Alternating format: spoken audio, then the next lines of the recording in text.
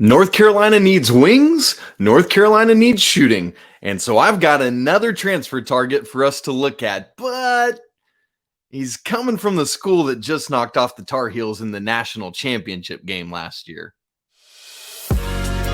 You are Locked On Tar Heels, your daily podcast on the UNC Tar Heels, part of the Locked On Podcast Network, your team every day. Hey there, it's Thursday, March 30th, 2023. Welcome into the Locked On Tar Heels podcast, the only daily North Carolina show out there. I am your host, Isaac Shade, and I want to thank you for joining us as always. Folks, we are thick in transfer season. There's names flying all over the place, connections flying all over the place. I'm here to try to help make sense of it all.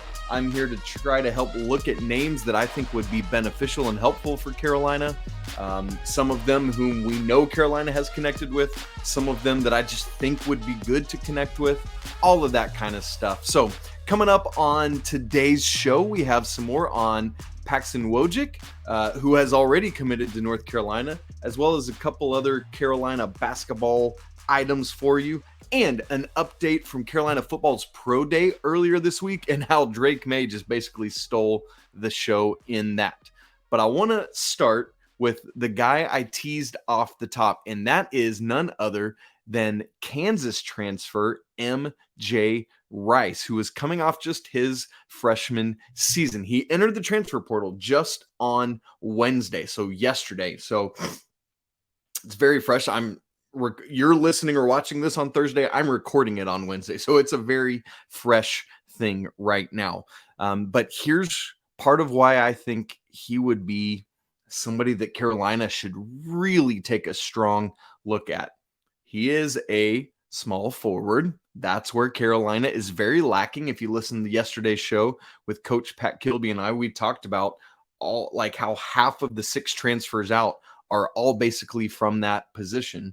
Plus Leaky Black is gone, right? So in addition to Leaky, you lose Puff Johnson, Tyler Nickel, Dontrez Styles, all who basically played the 3 position. MJ Rice would be a great fit right there. He's 6'5", 225 pounds, so a little bit thicker, a little bit smaller than you would have had with like Leaky Black, right? Gives up 4 inches there, but Rice makes up for that in his athleticism.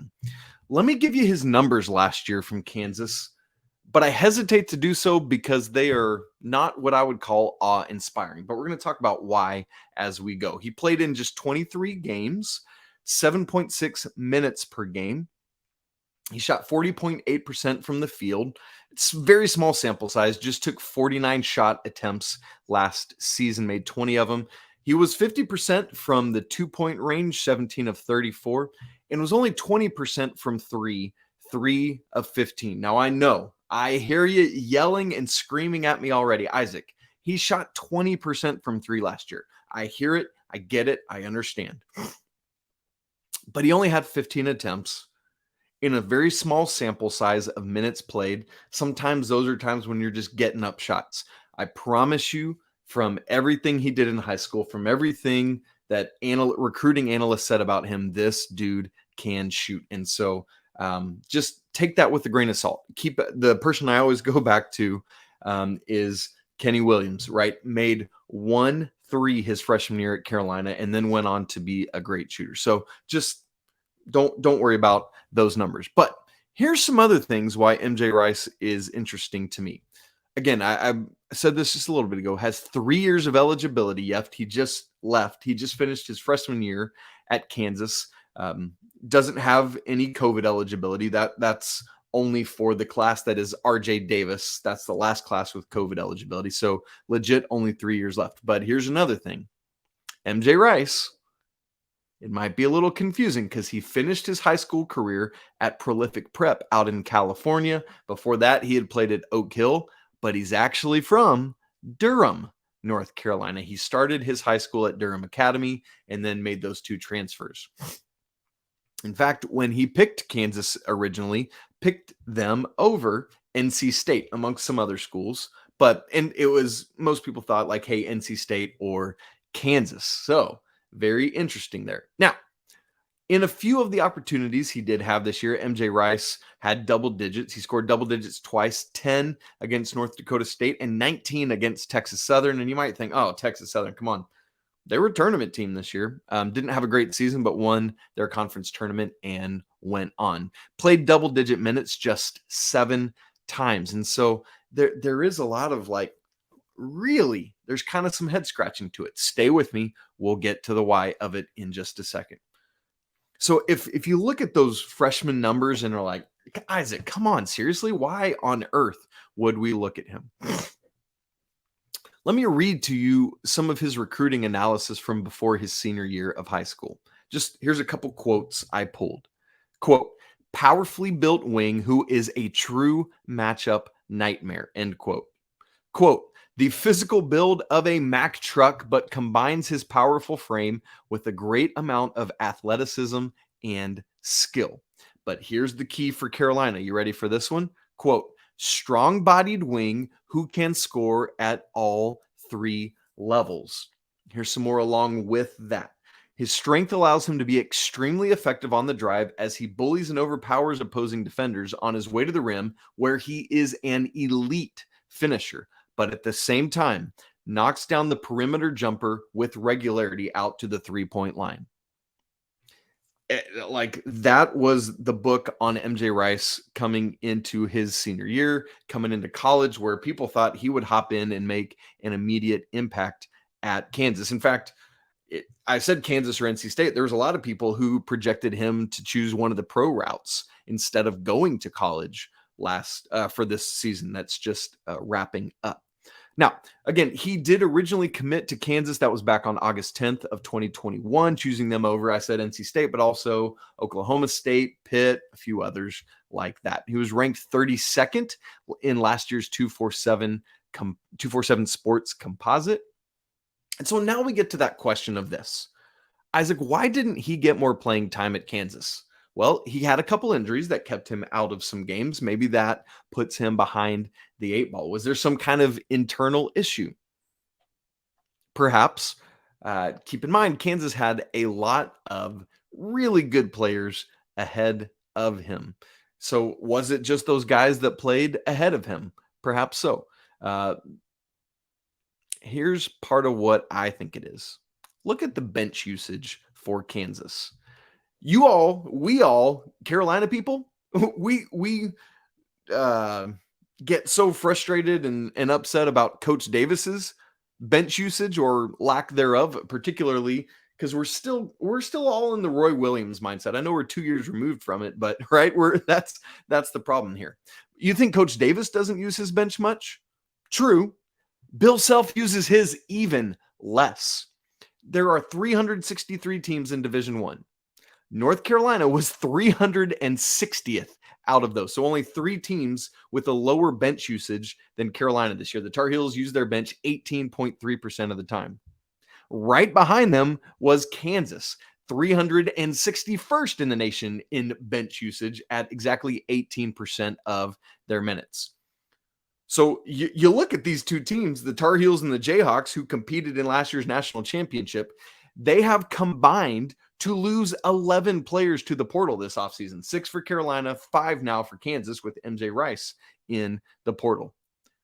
Learning lesson, if you don't use your bench in this day and age, they gone, right? Players are going to leave and find somewhere else where they will be given the opportunity to play. So for MJ Rice, maybe it's like you don't want to go to the school that barely played their bench, like less than a percentage point more than the place you just left where he didn't get more playing time. But there's also a lot more availability for him at North Carolina, particularly at the 3, where he would be well suited to play. Now, obviously, that's the same position as Knecht, who we advocated for on yesterday's show, but you need multiple players at this position, and you'd love to have guys competing for that. So why MJ Rice? North Carolina needs small forwards. Check. North Carolina needs elite athletic scorers. Check. North Carolina needs shooters. Check. North Carolina needs athletic shooters because some of those transferring up might not be quite as athletic. Check. North Carolina needs to take high-level players who are already kind of established as players capable of playing at the high major level. Check. North Carolina needs to take high-level players who might otherwise go to NC State. Check. And as of this recording, I do need to say there's no word of connection between MJ Rice and any schools because, again, it's so fresh. For me, here's where I'm at. You have to put in a phone call here. You have to see what you can find out, like the answers to those questions we asked above. Why didn't he get more of an opportunity at Kansas? Was there something going on? Was it injuries? Was it just opportunity because of those ahead of him? You need to obviously do your due diligence and all that. Obviously, the Carolina coaching staff is going to. But with MJ Rice, you better believe there is a whole host of people doing that. I would guess NC State's coming back around. I would guess Oklahoma State's coming back around. There's already Bryce Thompson went from Kansas to Oklahoma State. And so there are opportunities there. I wouldn't be surprised if some West Coast teams looked at him since he finished his high school ball there. But for so many players, you look at where are you from and do you want to come back? So I would imagine Carolina, NC State, Duke, Wake. I wouldn't be surprised if they all put in calls to MJ Rice, even Virginia Tech. That wouldn't surprise me in any way. But bottom line, MJ Rice is somebody I think Carolina should target to at least figure out the viability of bringing him in. Well, from a player I believe Carolina should pursue to one already now in the fold, Paxson Wojcik, excuse me. We'll talk about him in just a minute. But first, this episode is brought to you by FanDuel. The tournament is in the home stretch, and now is the perfect time to download FanDuel, America's #1 sportsbook. Because new customers get a no-sweat first bet up to $1,000. Friends, that's bonus bets back if your first bet doesn't win. So download the FanDuel Sportsbook app right now. It's safe, secure, and super easy to use. And then you can bet on everything from the money line to point scores and three-pointers drained. Make sure to check out the lines for the final 4 games this weekend. Plus, FanDuel even lets you combine your bets for a chance at a bigger payout with the same game parlay. So don't miss the chance to get your no-sweat first bet up to $1,000 when you go to FanDuel.com/locked-on. Once again, FanDuel.com/locked-on to learn all about it. Make every moment more with FanDuel, an official sports betting partner of the NBA. Also, make sure you check out our brand new podcast on the Locked On Network, Locked On College Basketball. We're bringing you everything you need to know from all around the college basketball landscape. We'll be finishing out the season and then obviously talking all about portal stuff, all about the draft, all about coaching carousel. Would love to have you come join us on Locked On College Basketball, available on YouTube and anywhere else you get podcasts. Before we get to Paxson Wojcik, I want to tell you, I have gone back and watched even more highlights and tape on Dalton Knecht. And like, I was bullish on him on yesterday's show.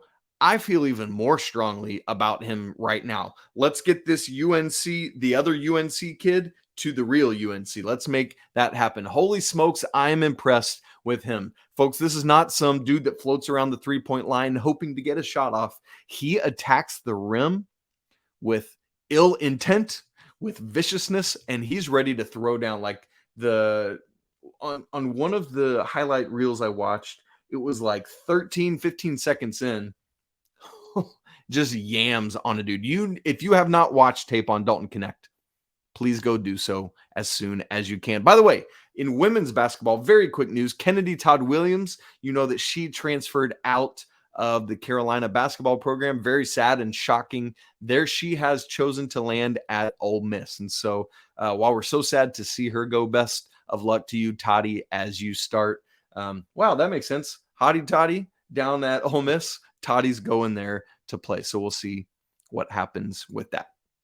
All right, I want to dive in a little more to Paxson Wojcik, which, by the way, I've been pronouncing that C, Wojcik. It's just Wojcik.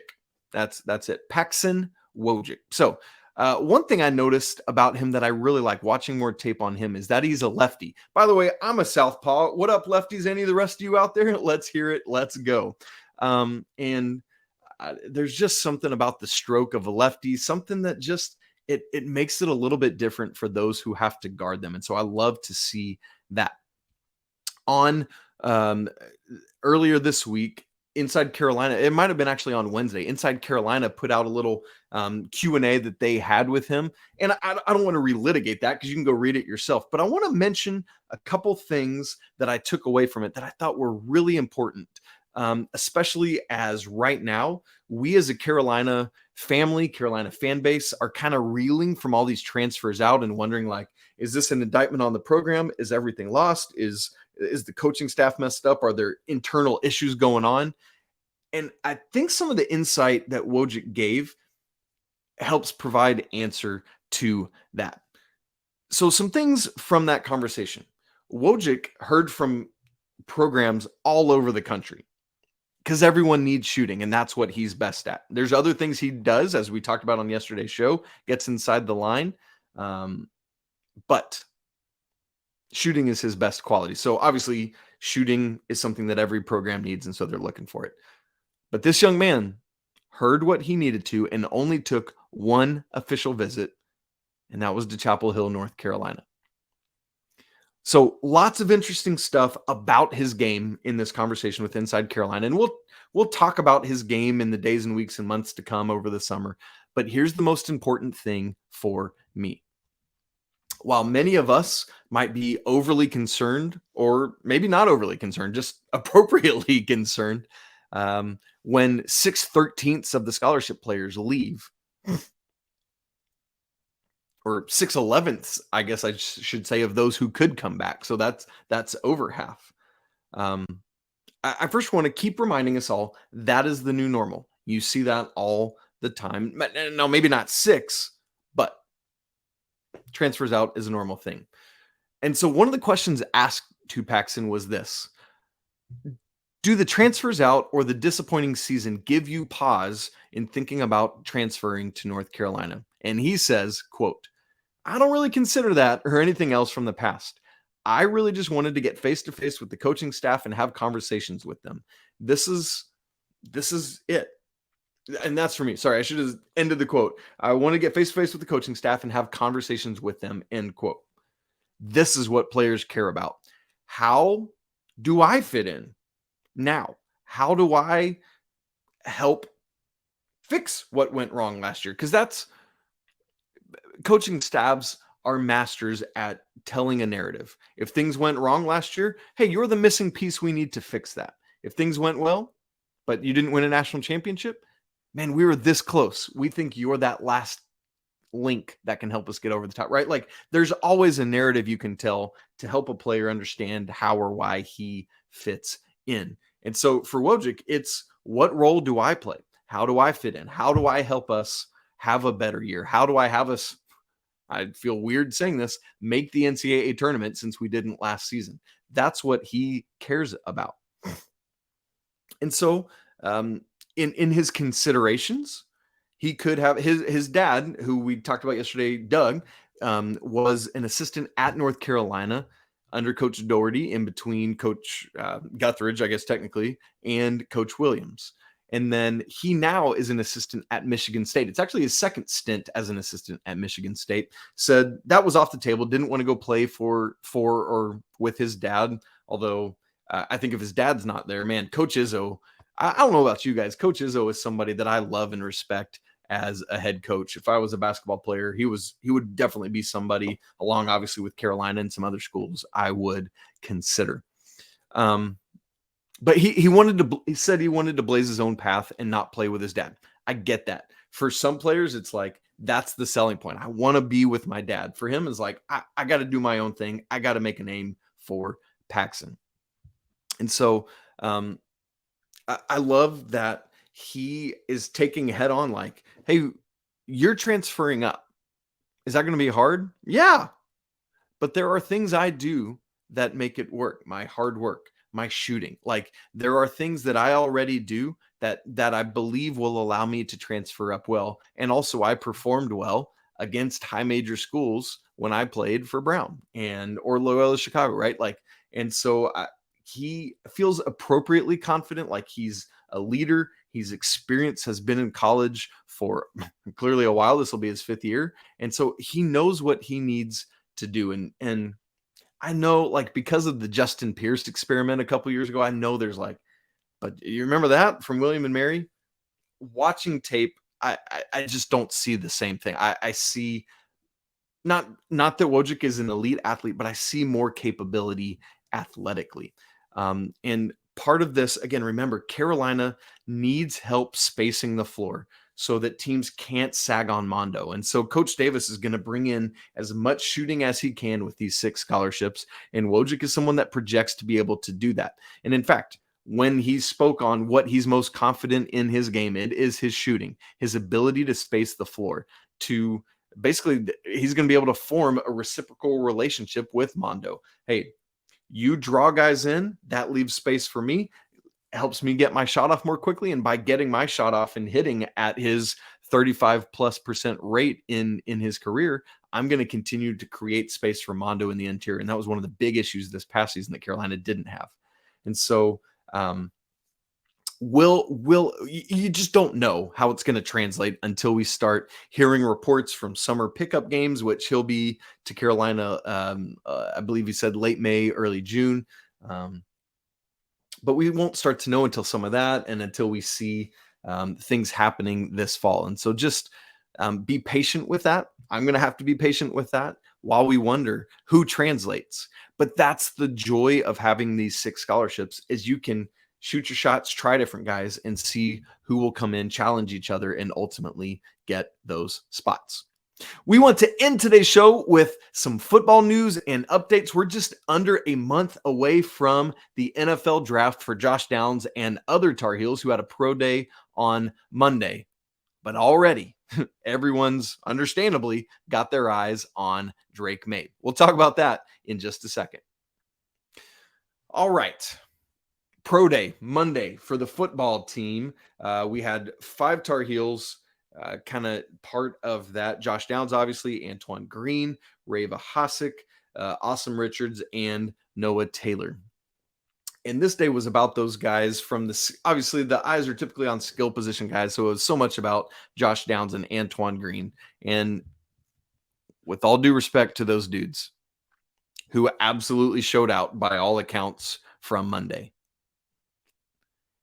Drake Maye's not even eligible for the draft yet, but that's where all the eyeballs were.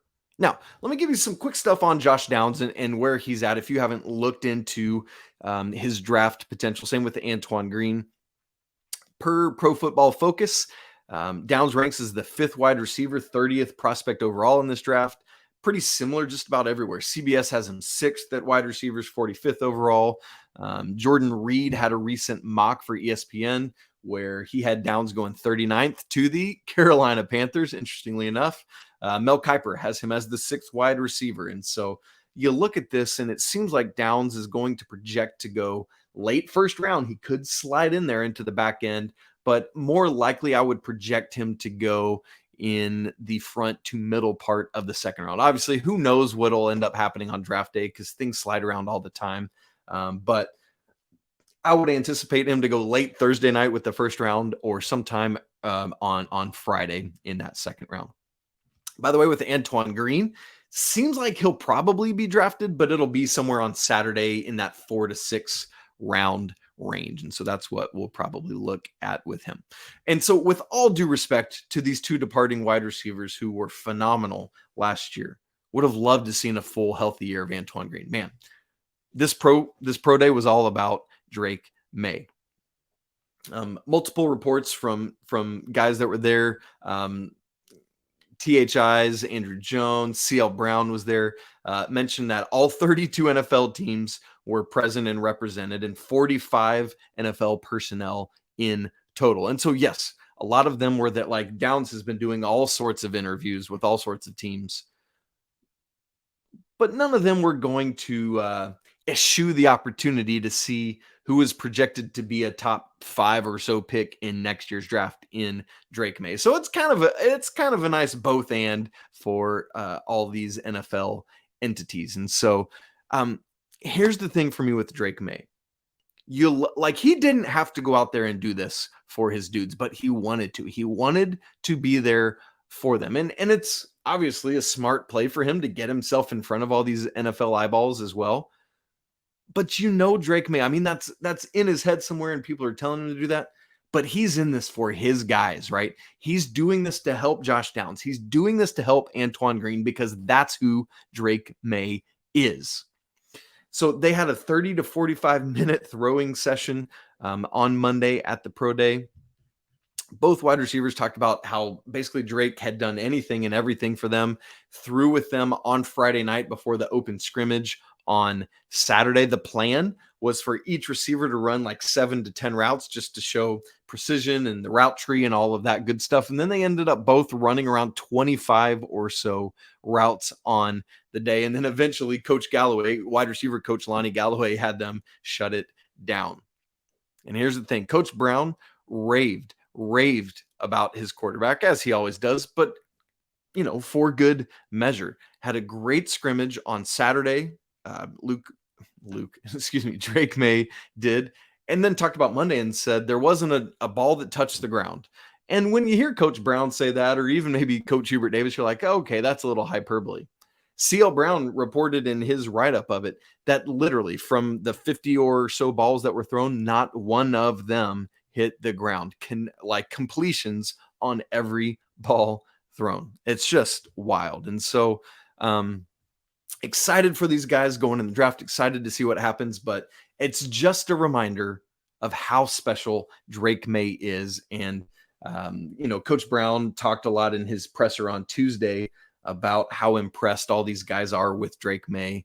And so it's going to be a really interesting offseason, spring and summer and fall lead up, and then to see what Carolina's going to be this fall with Drake Maye back at the helm. Will it be, he can go in the draft this time next year, and everyone anticipates him to do so. But you just wonder with Drake Maye, would he come back for another year? I doubt it, but right, it's in the back of your head. You this time last year, you wondered about it with Mondo, and here he is coming back for another year when he, could have gone to try other things. Now, obviously, Drake Maye's NFL draft status is astronomically higher than Mondo's NBA draft status is, and so there's that. But anyway, we plan on this being Drake Maye's last year. I'm really curious to see how Carolina is able to make it different from what was the letdown of Sam Howell's final year 2 seasons ago, right? It sets up so familiarly. Why can't I say this word? This is a tough word for me. Familiarly. There we go. You're all like, Isaac, why can't you talk? I don't know. It's hard. Words are hard. But it's so similar. All this preseason Heisman buzz, all this preseason draft buzz. How is this year going to go? We're going to have to wait and see. Feels like Carolina has refilled some holes well, but you just don't know until it actually happens. And so, by the way, speaking of the NFL draft, which comes in April towards the end, Josh Downs plans to watch the draft at home with his family and friends. And so excited to hear how it goes for him as well as the other Carolina guys, and we'll see where they land. Friends, that's it for today's episode of Locked On Tar Heels. Obviously going to have some more great stuff coming for you tomorrow. Got more transfer targets I want to look at and talk about, so we'll have that for you as well. You can follow the show on Twitter at Locked On Heels. You can follow me at Isaac Shade. Don't forget to email us, lockedontarheels@gmail.com. And remember, on tomorrow's show, we will have our Heels of the Week, so we'd love your nominations for that. Do not forget to subscribe to the show, smash the like button, and comment. You think Carolina should go after MJ Rice? I want to know. For your next listen, once again, don't forget to check out Locked On College Basketball. It's available on YouTube and anywhere else you get podcasts. Folks, it's always a great day to be a Tar Heel, and we'll be back together again tomorrow. But until then, peace.